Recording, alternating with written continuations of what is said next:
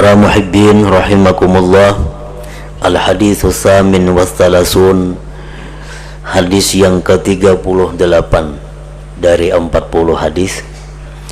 An Abi Hurairah radhiyallahu anhu qala Rasulullah sallallahu alaihi wasallam, Inna Allah ta'ala qala man 'ada li waliyan faqad azantuhu bil harbi wa ma taqarraba ilayya 'abdi bi syai'in ahabba ilayya mimma aftaradtuhu alayhi wa la yazalu 'abdi yataqarrabu ilayya bin nawafil hatta uhibbah fa idza ahbabtuhu kuntu sam'ahu alladhi yasma'u bihi wa basarahu alladhi yubsiru bihi wa yadahu allati yabtishu biha wa rijlahu allati yamshi biha wa la in sa'alani la u'tiyannahu wa la in ista'adzani la u'izannahu. Rawahul Bukhari.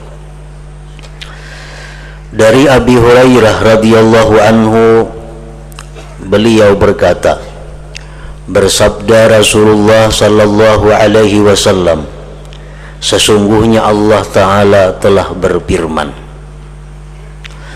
barang siapa yang memusuhi waliku, barang siapa yang memusuhi waliku, maka aku beritahukan kepada dia dengan berperang kepadaku.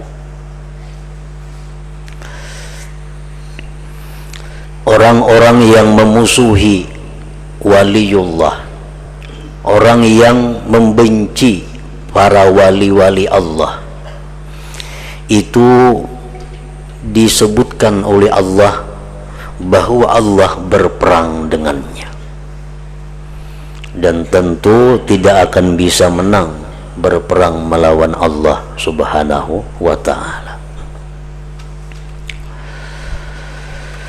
Para muhibbin rahimakumullah, seorang wali bisa disebut dengan seorang yang dikasihi, dicintai oleh Allah. Orang yang disebut orang wali itu adalah orang yang diberi wilayah oleh Allah. Dan wali itu kada sembarang orang yang bisa jadi wali, karena untuk menjadi waliullah itu ada syaratnya dan ada rukunnya. Bila lengkap syarat dan rukunnya itu, maka berarti dia adalah waliullah, wali Allah Subhanahu wa ta'ala, yang barang siapa menyakitinya sama dengan menyakiti Allah, siapa mengganggunya sama dengan mengganggu Allah, membencinya sama dengan membenci Allah. Para ulama mengatakan bahwa syarat seorang wali itu adalah alim orangnya. Orangnya mesti alim, karena dikatakan mattakhazallah min waliyin jahil walaw ittakhazahu la'allamah. Allah tidak menjadikan seorang wali yang jahil,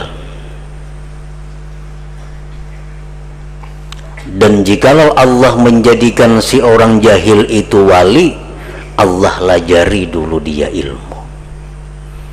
Nah, jadi orang nang kada ilmu jangan hendak merasa wali, karena wali itu orangnya alim dulu, maka itu syarat untuk jadi wali. Kemudian rukunnya wali itu ada dua. Bila rukunnya ini salah, maka kada sah walinya. Rukun sembahyang bila kada cukup, tentu sembahyangnya kada sah. Nah, orang jadi wali itu pun ada rukunnya. Yang pertama, kaunuhu fi zahir munqadan lisyari'ah. Seorang wali itu pada zahirnya, pada anggota tubuhnya tunduk bagi syariat, sembahyang, puasa, beribadat, menjauhi yang haram-haram, melaksanakan yang diperintah Allah, menjauhi yang dilarang Allah, berzikir, bersalawat, amar ma'ruf nahi munkar. Nah, orang wali itu zahirnya adalah tunduk bagi syariat. Kaunuhu bil zahir munqadan lisyariat. Jadi artinya apa? Orang-orang yang masih suka melanggar maksiat, melakukan maksiat, melanggar syariat, itu kada akan masuk dalam golongan waliullah, karena belum patuh, belum tunduk kepada syariat Allah. Sembahyang banu kada, apalagi kada bersembahyangan maginnya baris ke atas nih toh. Bapada wali sembahyang kada baris ke atas, karena lawan syariat kada tunduk. Kaunuhu bil zahir munqadan lisyariah, keadaan dia pada zahir tunduk bagi syariat. Nah, itu rukun yang pertama. Bila rukun pertama ini kada sah, otomatis selanjutnya kada sah.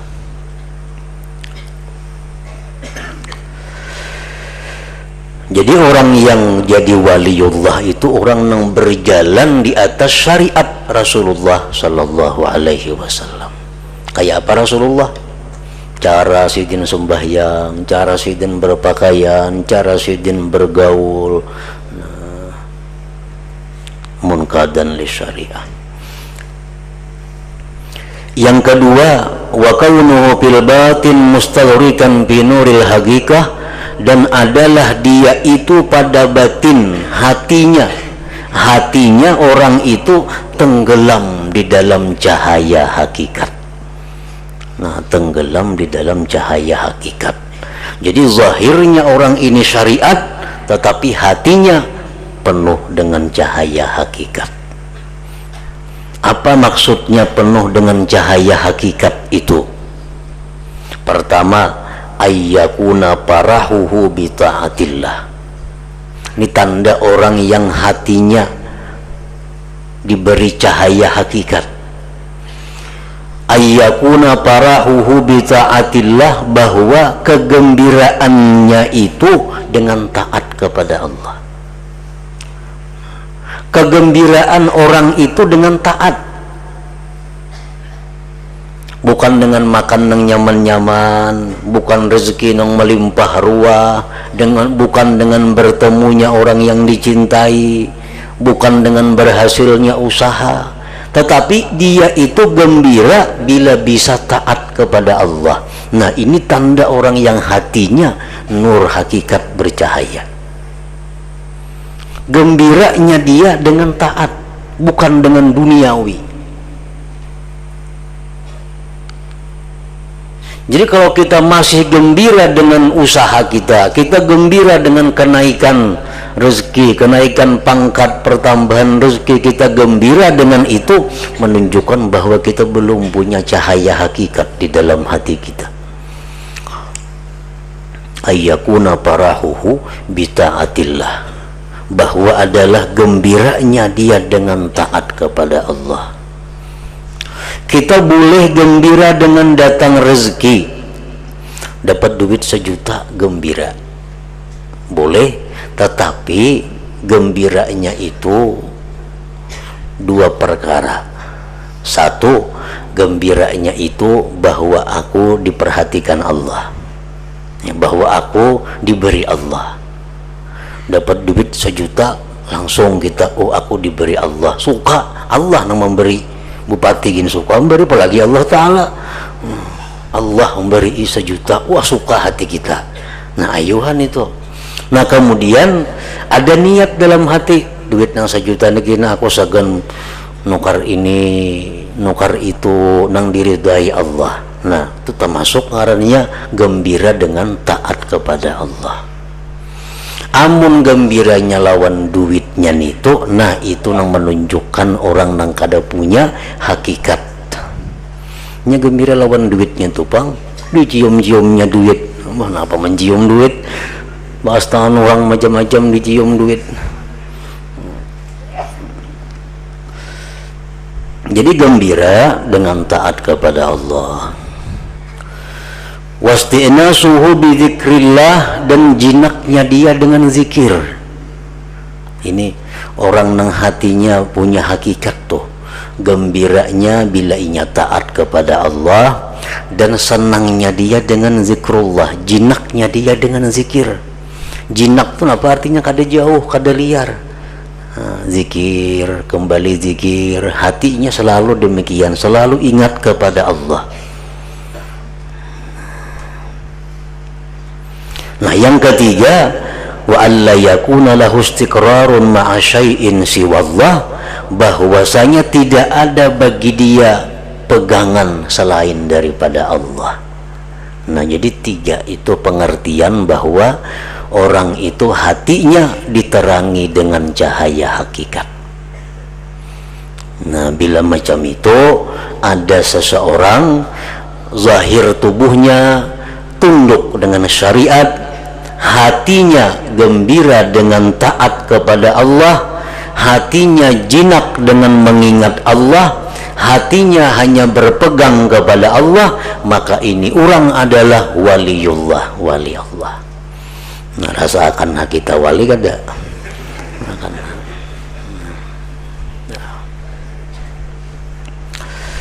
Para muhibbin rahimakumullah. Nah, apabila kita ini kada jadi wali, kita kada jadi wali, diukur-ukur lawan tadi banyak luputnya, berarti kada wali. Nah, kita kada wali ini bukan hilang kesempatan untuk mendapatkan kemuliaan di sisi Allah. Masih ada satu yang bisa kita harapkan. Berhubung kita ini kada jadi wali, maka kita mesti mencintai orang wali dan dicintai oleh orang wali. Nah, itu barang tenyaman sedikit. Mencintai orang wali, dicintai orang wali, itu sudah selamat dah. Amun kada kawa jadi wali. Nah, ada jalannya supaya terhubung, tergabung lawan mereka itu, bahwa kita mencintai orang wali dan dicintai mereka. Para muhibbin rahimakumullah. Jadi apabila ada orang yang secara zahirnya tunduk bagi syariat Allah, batinnya kita kada tahu, cuma zahirnya orang ini tunduk dengan syariat Allah. Nah, jangan hendak marah dengan orang itu, jangan hendak benci dengan orang itu, jangan hendak memusuhi dengan orang itu, karena ini orang bisa-bisa waliullah. Kalau kita marah kepadanya, Allah akan berperang dengan kita. Man adali waliyan faqad azantuhu bil harbi. Nah, kemudian Rasulullah sallallahu alaihi wasallam bersabda, wa ma taqarraba ilayya 'abdi bi syai'in ahabba ilayya mimma aftaradtuhu alaihi wa la yazalu 'abdi yataqarrabu ilayya bin nawafil hatta uhibbah. Tidaklah bertakarrub kepadaku, ini hadis qudsi, Allah berfirman, tidaklah bertakarrub kepadaku seorang hambaku dengan sesuatu yang lebih kusukai daripada sesuatu yang aku pardukan sesuatu itu atasnya. Dan senantiasa seorang hamba itu bertakarrub kepadaku dengan yang sunat-sunat sehingga dia aku cintai. Jadi kalau kita hendak mendekatkan diri kepada Allah, cara yang paling baik, cara yang paling disukai Allah, dan cara yang paling cepat untuk dekat dengan Allah adalah melaksanakan yang diperdukannya, melaksanakan kewajiban. Itu yang paling utama. Kalau sudah kewajiban ini kita biris, hanya kita mendekatkan diri kepada Allah dengan yang sunat-sunat. Nah, nang wajib dahulu birisakan. Nang wajib. Ibarat kita sembahyang nang wajib masih adakah hutang, nang wajib aja dahulu. Simpunakan nang wajib. Allah lebih suka itu. Kan kita menghadap Allah. Mun Allah kada suka apa? Allah suka nang wajib dahulu. Kalau kita hutang banyak lawan orang, kada usah bebabari, kada usah bersedekah, hutang simpunakan. Apalagi hutang di bank, maginnya punahi. Nah, bersedekah mau hutang di bank betuyuk. Hutang itu dirisakan dulu, hanya bersedekah, hanya berwakaf, hanya memberi habaib, memberi tuan guru. Nah, hutang itu diselesaikan. Itu yang Tuhan suka.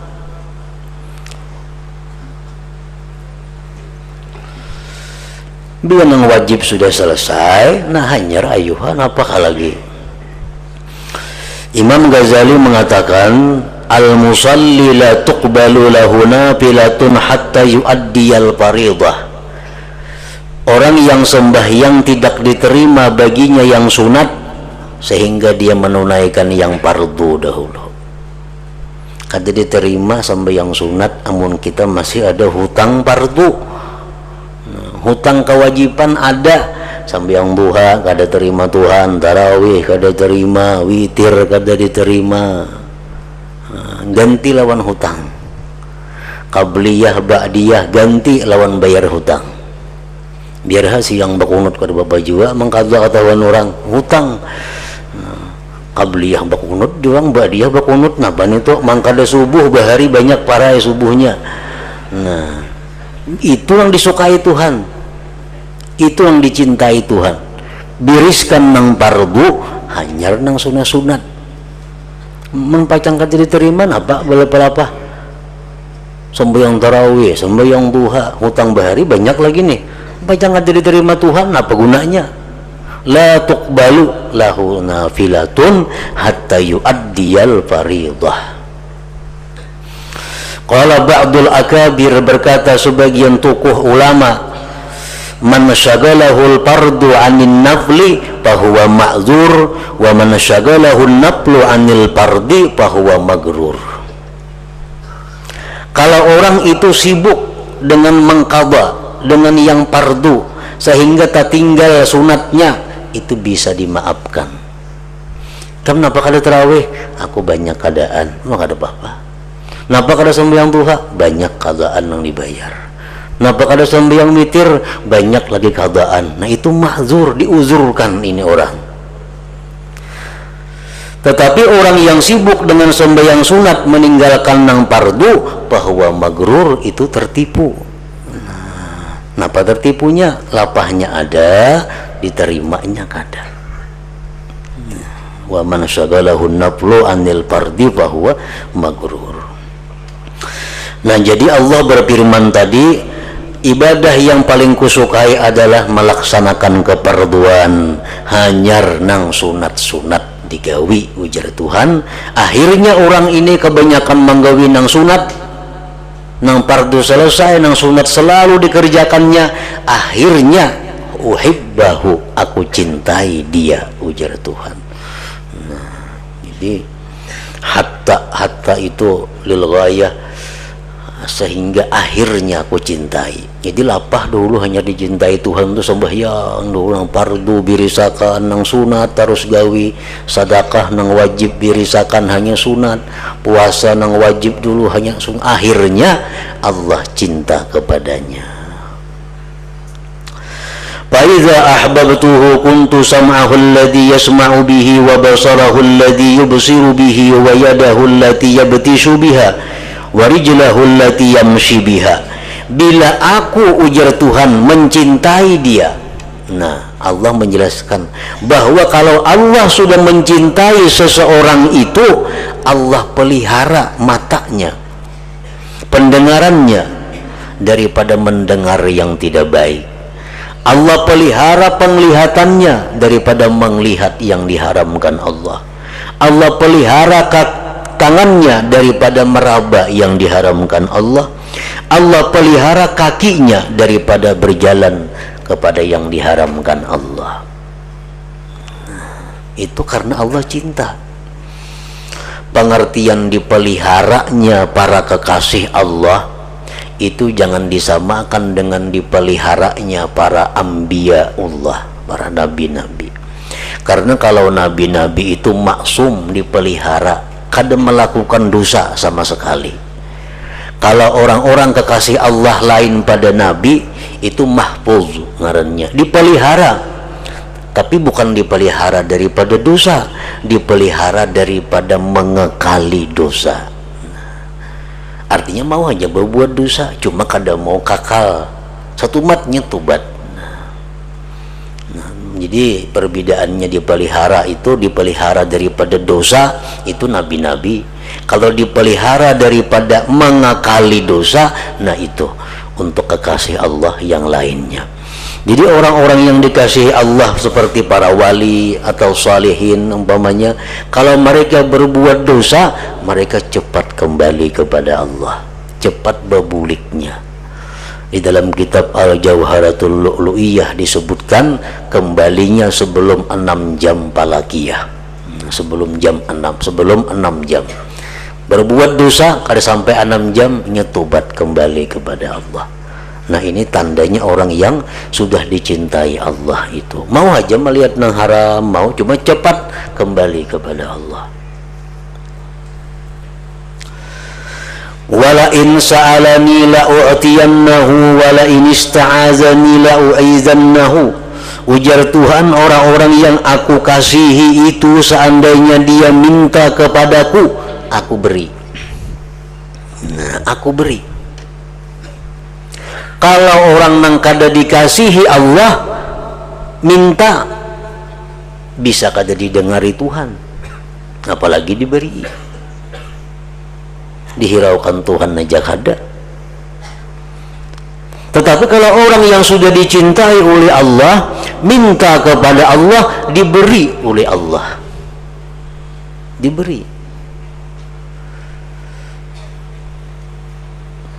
Kalau ada yang menanyakan, nah parancaknya doa-doa bubuhan wali itu kada kabul.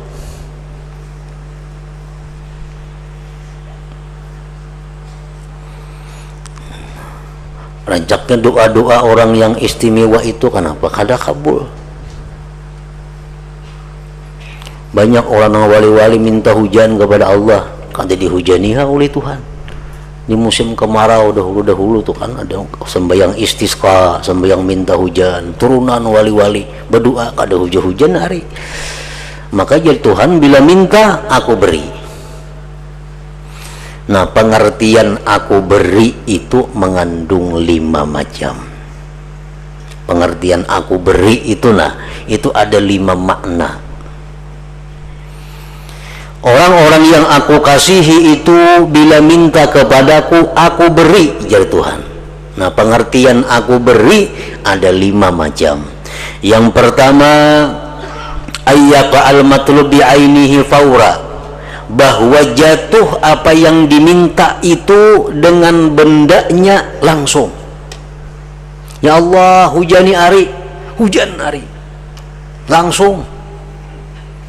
Nah, itu semacam pengertian aku beri.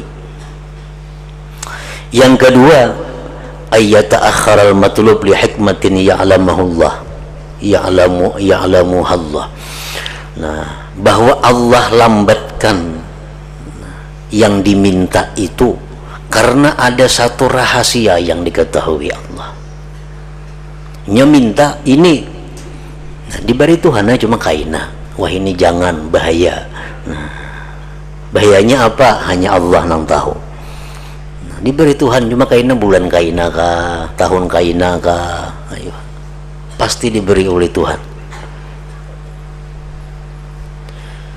Yang ketiga pengertian beri itu ayyubaddilallah al-matluba bighairihi likauni aslah wa anfa'lahu, bahwa Allah gantikan yang dimintanya itu dengan yang lain karena Tuhan tahu yang lain tuh lebih berguna, lebih baik baginya.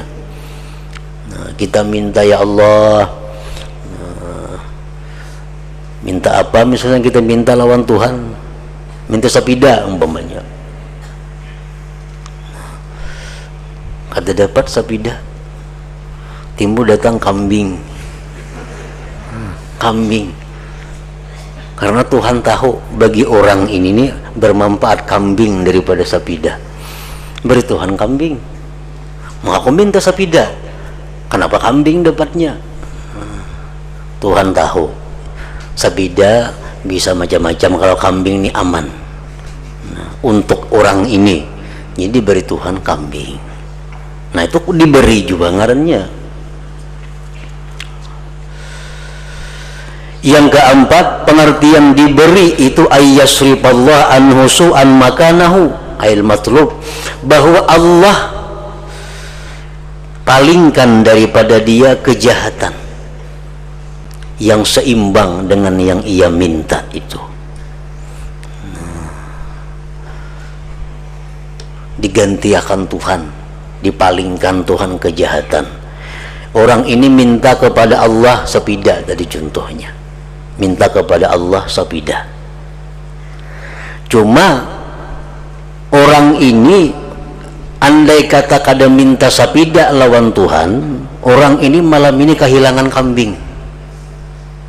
Karena ini minta sepeda, sepeda kada diberi Tuhan, cuma kambing kada jadi hilang. Nah, kurang lebih aja juga, sepeda dapat kambing hilang sama aja juga. Nah, digantikan Tuhan, dipalingkan kejahatan. Nah, itu termasuk makna diberi juga.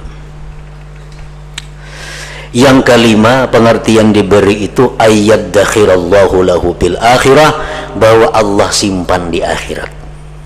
Nah, Allah simpan di akhirat. Ya Allah, minta ini, kada diberi Tuhan, simpan Tuhan di surga dulu. Ini bila kita mati, terkumpulan apa yang kita minta sekalinya. Dalam dunia bahari aku minta kada diberi sekalinya. Gudangnya ada di situ. Bahari minta ini kada ada, di sini sekalinya ada. Nah, ayat dakhirallahu lahu fil akhirah.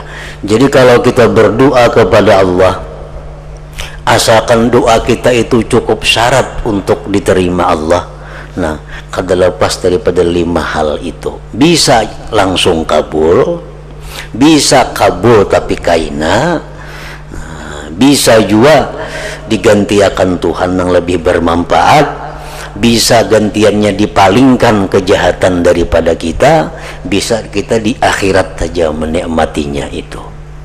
Nah, oleh para ulama di antara nang 5 ini, nang paling baik adalah nang nomor 5, di akhirat saja disimpan semuaan.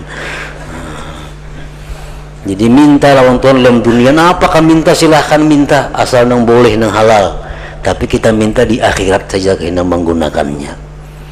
Nah, di akhirat. Wala in sa'alani la u'tiyannahu, jikalau dia minta kepadaku, ujar Tuhan, la u'tiyannahu, niscaya aku beri. Imam Ahmad Ibnu Athaillah mengatakan, supaya doa kita ini didengar oleh Allah, diterima oleh Allah, ujar sidin, doa itu ada rukunnya. Nah, doa itu ada sayapnya, yang dengan sayap itu bisa naik.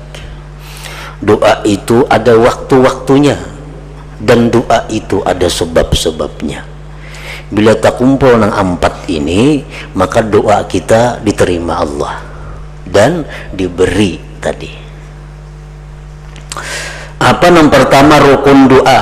Pertama, hudurul qalbi ma'allah, hadir hati kita beserta Allah.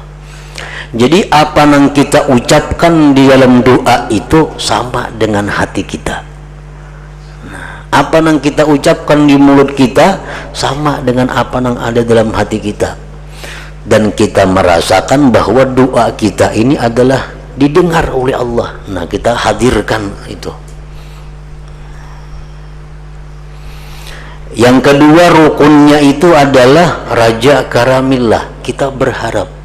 Jadi begitu kita berdoa, kita merasakan bahwa kita di hadapan Allah dan hati kita itu ada harapan doa kita ini dikabulkan Allah. Ada harapan itu, ada perasaan bahwa doa kita dikabulkan Allah. Jangan pesimis dahulu. Berdoa tapi hati asa kada kabul juga doa. Nah, itu sudah nyata kada kabul dahulu. Seorang aja menangguh kada kabul. Nah, itu rukun doa. Hadirkan hati dengan Allah dan mengharap kemurahan Allah. Kemudian sayapnya doa. Nah, sayapnya doa. Sayap ini biasa dua buting. Pertama sidik. Sidik itu benar. Nang kita minta ini adalah sesuatu yang benar. Jangan minta nang maksiat, jangan minta nang makruh, jangan minta nang kada bermanfaat, jangan minta nang membahayakan diri seorang. Minta nang bujur. Sayap nang kedua, aklul halal, dari makanan yang halal. Kekuatan tubuh kita ini bersumber daripada energi yang halal. Nah, itu sayapnya. Kemudian waktunya, apabila berdoa itu waktu nang bagus. Kalau waktu falakiyahnya waktu sahur. Tapi kalau waktu batiniyahnya waktu di mana hati kita kosong dari selain Allah. Nah, di saat itulah kita minta kepada Allah. Nah, kemudian sebab dikabulkan doa itu adalah salawat kepada Nabi dan keluarga beliau sebelum dan sesudah doa. Nah, bila terkumpul itu, doa kita akan diperhatikan Allah dan kita akan diberi oleh Allah. Namun tadi kita ingat pengertian diberi itu salah satu di antara 5 macam tadi. Nah, hadis rawahul Bukhari. Selanjutnya hadis yang ke-39 daripada 40 hadis. Ila hadratin Nabi sallallahu alaihi wasallam. Al-Fatihah.